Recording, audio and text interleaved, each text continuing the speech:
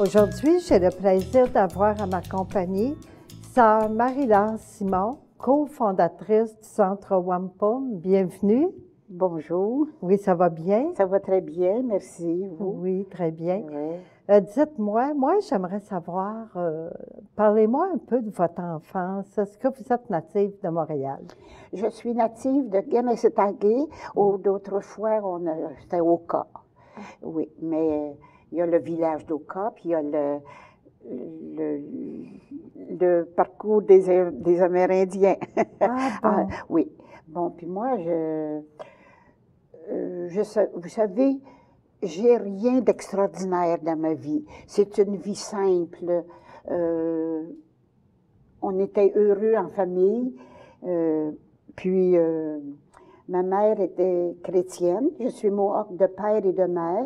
Ma mère était chrétienne de naissance. Parce qu'il y avait en face de son logis une communauté de petites sœurs de la Sainte Famille. Et puis ces religieuses-là, ils sont occupées beaucoup de ma grand-mère. Puis quand maman est venue au monde, on l'a portée au baptême, on lui a donné le nom de Justina. Justina. Oui, ben, Justina Martin, parce que ma grand-mère était mariée à un Martin.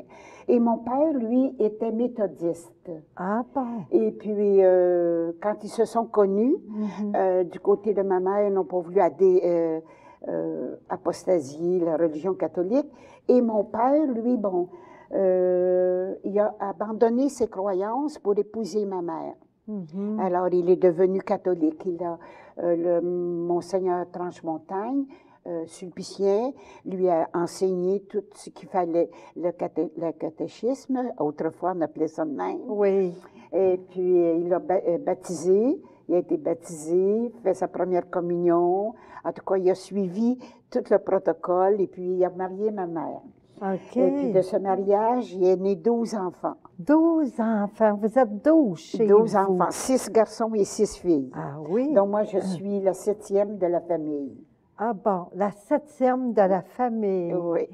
Nous n'étions pas riches, nous avons vécu heureux. On était heureux de vivre ensemble, de partager nos joies, nos peines, nos misères et nos succès. Oui. Et puis, pendant que ma mère, le soir, préparait le lendemain, mon père, lui, s'occupait de nous. Il nous rassemblait autour de lui. Et puis, il nous racontait des légendes amérindiennes, des histoires. Oui. Puis, pour varier, il mettait de la musique et c'était la danse. OK. Et puis, c'est comme c'était l'automne, comme c'est ainsi, là, dans les beaux jours, il faisait des gros amas de feuilles et on plongeait dans les feuilles. Oui, il s'amusait de nous voir courir là-dedans. Là. Puis l'hiver, c'était la raquette. La raquette sur le lac des Deux-Montagnes. Et quand il nous racontait des histoires, ces histoires, ils finissaient tous par « Moi, je suis partie à ce moment-là. » Ah bon? C'était toujours la fin. Ça veut dire qu'il ne pouvait pas continuer, là. C'était l'heure du coucher. Ah bon? Et fait que lui, il s'en allait se diriger du côté de l'ouest pour rendre compte de sa journée au grand esprit, au grand créateur. OK. Et puis, les signes de la présence de Dieu dans ma vie me fait croire que nous ne sommes pas seulement des humains qui découvrent des expériences, mais des spirituels, des êtres spirituels qui découvrent des expériences de la vie. C'est ça, la vie. Oui. Oui, on fait bien des expériences. Souvent, on ferme les yeux sur les merveilles qui sont autour de nous. Et puis, moi, je suis ancrée dans la nature. La nature, pour nous, c'est notre mère, la terre. C'est elle qui, au début, nous n'avions rien, pas de magasin, pas rien, mais la terre nous a nourris. On trouvait, le Créateur nous a donné l'esprit de trouver sur la terre de quoi nous nourrir. OK. Oui, alors on a vécu avec peu de choses, mais on était heureux. Alors, à l'âge de 6 ans, c'était pour moi l'heure d'aller à l'école. Oui. C'était une école Durand. C'est une école en français. Okay. Parce qu'il y avait une école anglaise pas loin de chez nous, mais monsieur le curé, il ne voulait pas qu'on aille là parce que c'était pas catholique. C'était protestant, comme on disait. Okay. Alors, ma mère, elle les écoutait, elle nous envoyait à l'école française. Et puis, l'école française, ça a été pour moi assez dur. J'étais jeune, mais je ne comprenais pas pourquoi on nous traitait autrement que les autres. Mais maintenant, le mot sauvagesse ne m'impressionne plus, parce que le mot sauvagesse veut dire en harmonie avec la terre. Et puis, comme c'est notre vie, c'est notre cas, j'étais bien consolée de voir qu'on nous appelait comme ça. Au moins, ils nous reconnaissaient comme des peuples de la terre. Oui, c'est ça. Oui. Et puis, pour me reposer, quand j'avais des choses qui n'allaient pas, j'allais m'asseoir sur une grosse roche qui coule. Il y avait un ruisseau qui coulait en arrière de notre terrain. Et là, je m'assoyais dessus. Puis, j'écoutais, je m'assoyais en petit bonhomme. Oui. Et j'écoutais le vent. J'écoutais l'eau qui coulait, qui ruisselait. Je l'entendais. Et puis, le chant des oiseaux. Oui. Et puis ça me remettait. Je me sentais en harmonie avec la nature, avec moi-même et avec les autres. Moi, ça a été mon point fort quand j'étais jeune. Cette roche-là, si elle vivait, elle pourrait en raconter beaucoup. Elle pourrait raconter des choses, hein? Oui. Oui. Le temps passe. Je fais mon secondaire à l'école Saint-Eustache. Mais là, la petite école Durand est fermée. Mes frères et sœurs ont préféré de voyager au village, qui était à 5 kilomètres. Okay. Mais moi, je ne voulais pas voyager. Là, j'ai demandé à aller à Saint-Eustache, chez les sœurs de la congrégation de Notre-Dame à l'école. Après 3 ans, j'ai étudié jusqu'en 10e année. En 10e année, je suis allée à l'école normale, coin Sherbrooke à 3 heures. Après 3 ans d'école normale, je m'en vais à la maison. Et puis, pendant l'été, j'ai fait application pour l'enseignement. J'ai obtenu l'école Sainte-Sophie, l'école Durand Sainte-Sophie de la Côte-Rouge. Là, il y avait des Amérindiens et des non-Amérindiens. Alors, j'ai enseigné là. C'est où, ça? À Côte-Rouge, c'est dans Kanesatake, mais c'est plutôt vers les montagnes. Ah bon, d'accord. Alors, on est allé à l'école Sainte-Sophie. Puis moi, j'hésitais toujours à savoir si c'était bien ma place, l'enseignement.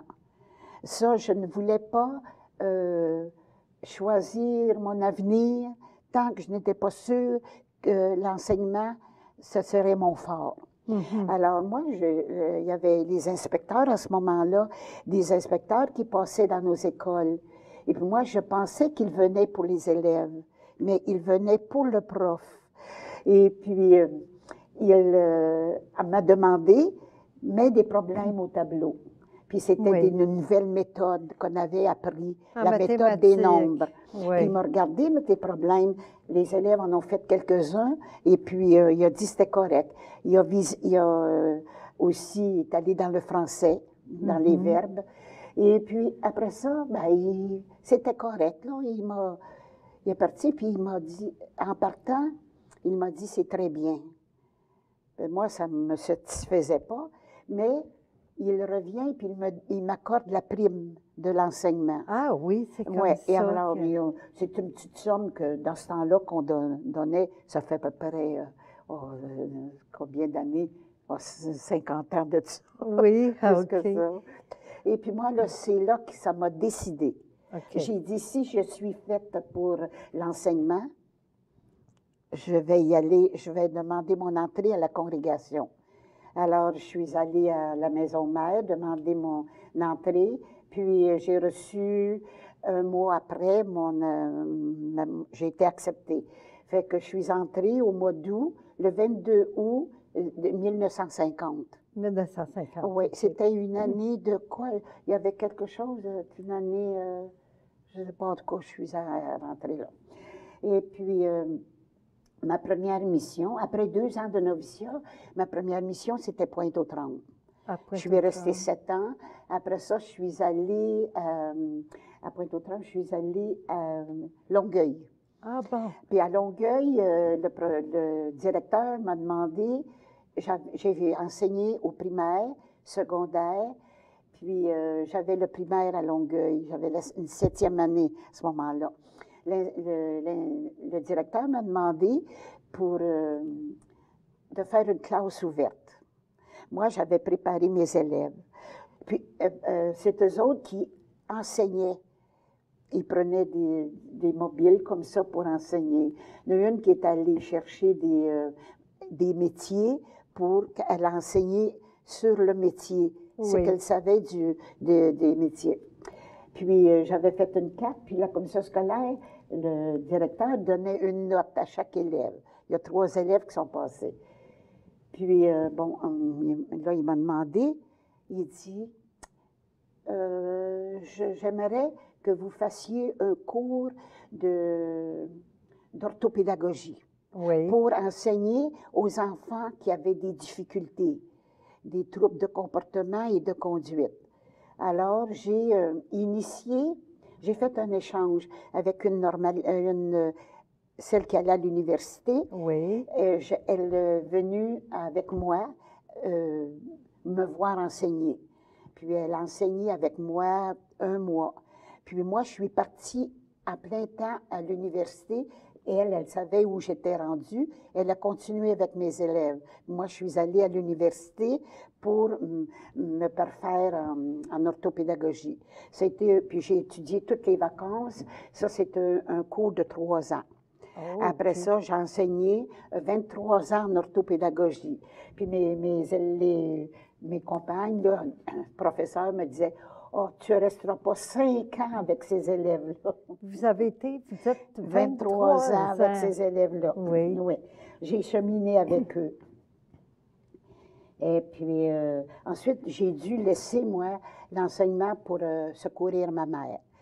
Parce que ma sœur en avait soin, puis là, elle était malade. Oui. Puis le docteur a dit, là, tu n'es plus capable d'avoir soin de ta mère. Moi, j'ai pris la relève. Et puis, j'ai resté à Oka. Puis, j'étais là pendant les troupes de 90. Oui, les troupes d'Oka, là, ouais, D'Oka, par rapport au oui. club de golf. Là, Oui. Oui. Oui, j'étais OK. là. Oui. Et puis, bon, puis après que ma mère est décédée, Oui. je suis revenue à Montréal. Mais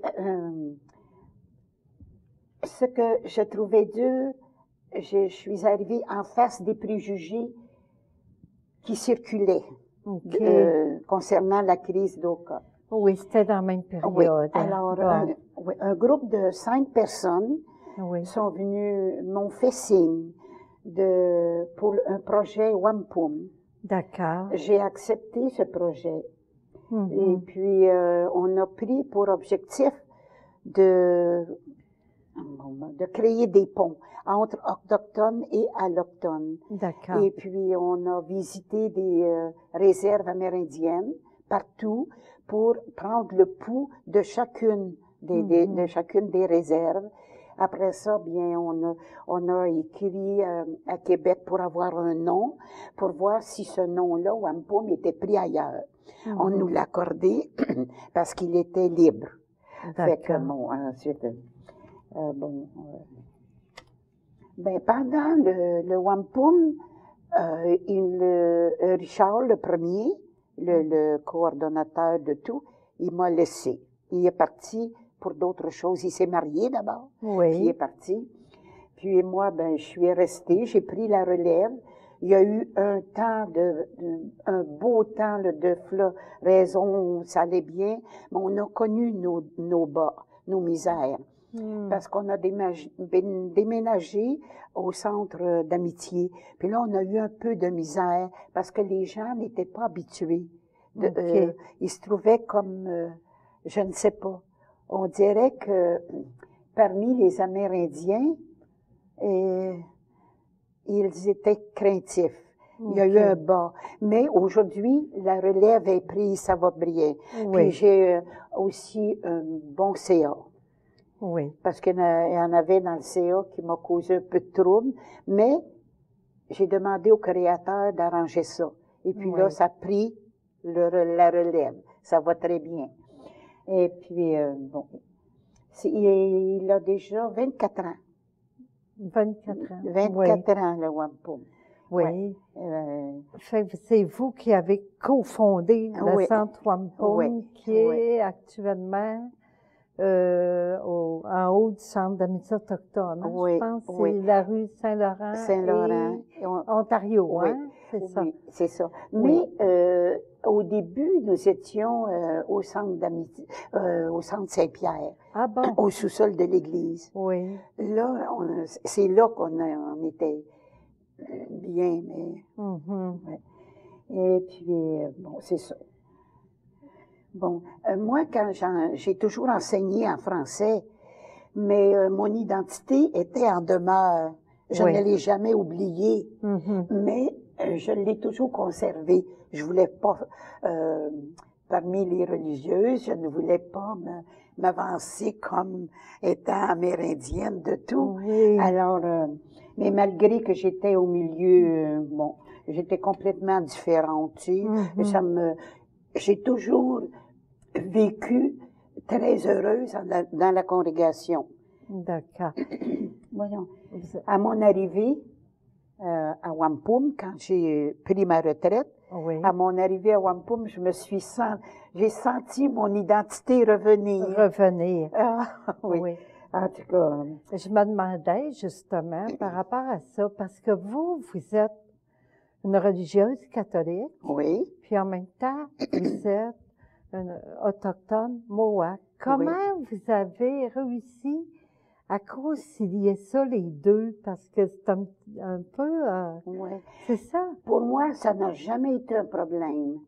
Parce que les symboles que nous avons dans notre spiritualité viennent fortifier ma foi catholique. OK.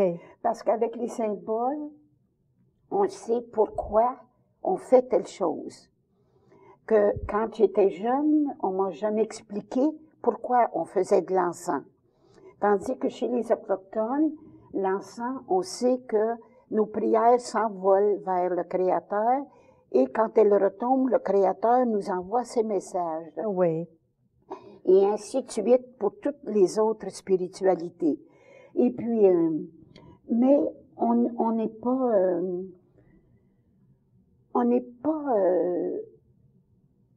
ignorante de la Bible. Okay. Parce que dans la Bible, on parle de l'aigle, on parle des roches, on parle de l'eau. Oui. Et puis, quand on prend tout ça, là, on dit, ben, l'aigle, c'est le plus fort. Oui. Puis pour nous, c'est lui qui vole le plus haut, puis qui nous va porter nos prières au Créateur. Ah bon, OK. Et les roches, ce sont nos grands-pères. Oui. Ce sont les roches, ce sont les plus vieilles créations de la terre.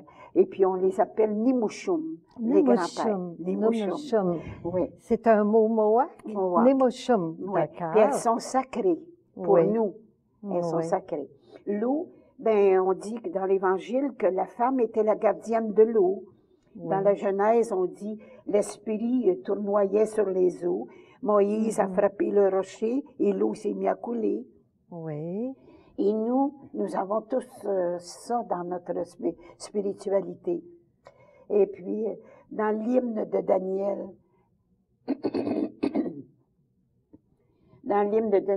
on dit bénissez les œuvres du Seigneur, bénissez la neige, les étoiles, les roches, bénissez le frima. C'est une louange à la création. Oui. Et puis nous, on l'a bien saisi, cette louange-là. On l'a dit, oui.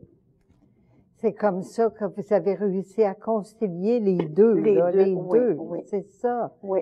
Puis aujourd'hui, je vois les signes de la présence de Dieu, du grand Créateur dans ma vie, spirituelle et culturelle amérindienne. Puis mes intérêts se demeurent toujours. Puis mes projets d'avenir, mais moi, je dois peut-être quitter un jour le Wampum, mais mon désir, ce serait la réconciliation des peuples. Oui.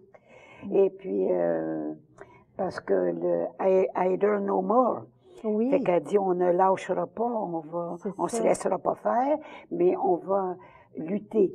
Puis on a eu beaucoup de réunions pour la réconciliation. Oui. C'est pas pour demain, mais on désespère pas. Est-ce que vous faites un peu allusion quand vous parlez de réconciliation par rapport aux fameux pensionnats autochtones, là? Oui, hein, c'est ça, hein? Quand ils enlevaient les enfants aux parents en très jeune âge, puis ils les emmenaient dans les pensionnats, ils n'avaient plus le droit de parler leur langue. Je pense que c'est suite à ces événements-là qui... On a voulu beaucoup nous assimiler, enlever notre identité. Mais si on n'avait pas eu notre spiritualité autochtone, on ne sera pas vivant aujourd'hui. Oui, c'est vrai. Oui. Vous pouvez prendre une gorgée d'eau, 2 minutes. Oui. Aujourd'hui, comme je dis, mon âge avance, puis je garde le même souhait pour l'avenir. Je garde la paix entre les nations. Oui. Hein. Et puis, on ne laisse pas le passé comme étant rien, mais on ne revient pas sur le passé pour être vindicatif. On regarde le passé pour l'améliorer, pour le rendre encore plus vivant, plus humain, plus respectueux, et puis pour qu'on se comprenne les uns les autres. Oui, puis c'est de faire revivre justement cette spiritualité autochtone qu'on a tout intérêt à connaître, puis à le ressentir. Oui, puis je vois que vous avez apporté des objets autochtones. Est-ce que vous pouvez en parler un petit peu de ce que ça représente? Oui, bien, ça représente la terre. Oui. Qu'on appelle notre mère la terre parce qu'elle nous a nourris, elle nous a comblés, elle nous a rendus heureux, puis elle nous a fait vivre, survivre. Ensuite, ça, c'est la pipe. Dans les grandes assemblées, on fume la pipe. Oui. Oui, le tabac qui est dedans. Puis ça, bien, c'est quand on a des troubles, bien, qu'on est fatigué, ou bien on se l'approprie, puis on cherche la fatigue. La fatigue, oui. Ouais. Et puis ça, bien, c'est la pipe que nos parents, nos grands-pères confectionnaient avec les épis de blé d'Inde. Ah bon, c'est fait avec le blé d'Inde. Puis ici, ça, c'est la sauge, oui, d'accord. Mêlée avec c'est marqué là-dessus. De la lavande, du monastère. Oui, du monastère. Oui, puis ça a des propriétés aussi, hein, le faire brûler la sauge, hein, c'est ça? Ça chasse les mauvais esprits. Oui. Ça sent bon aussi, hein? Ça chasse les mauvais esprits, la sauge. Oui. Oui, bien, je vous remercie beaucoup, Sœur Marie-Laure Simon, d'être venue à mon entrevue aujourd'hui. Merci. Merci de votre générosité. J'aurais une bénédiction amérindienne à vous relater. Nous autres, on dit toujours le grand Créateur. Que le grand Créateur bénisse notre regard, qu'il soit clair comme la pleine lune. Que le grand Créateur bénisse nos pensées les plus secrètes. Qu'elles soient pures et franches comme la glace sur le lac. Que le grand Créateur bénisse notre travail, qu'il soit fécond comme le maïs dressé dans le champ. Que le grand Créateur bénisse notre famille, qu'elle soit joyeuse comme les loutres et travaillante comme les abeilles. Que le grand Créateur bénisse votre temps, qu'il coule calmement comme la rivière après la débâcle. Que le grand Créateur bénisse même nos larmes, qu'elles soient douces comme celles de l'érable au retour du corbeau. Que le grand Créateur bénisse notre vie et notre mort, qu'elle soit à jamais entre ses mains puissantes et généreuses. Oh, c'est beau. Je vous remercie beaucoup, beaucoup, sœur Marie-Laure Simon, d'être venue à mon entrevue aujourd'hui. C'est très intéressant. Ça m'a fait plaisir. Merci. Merci.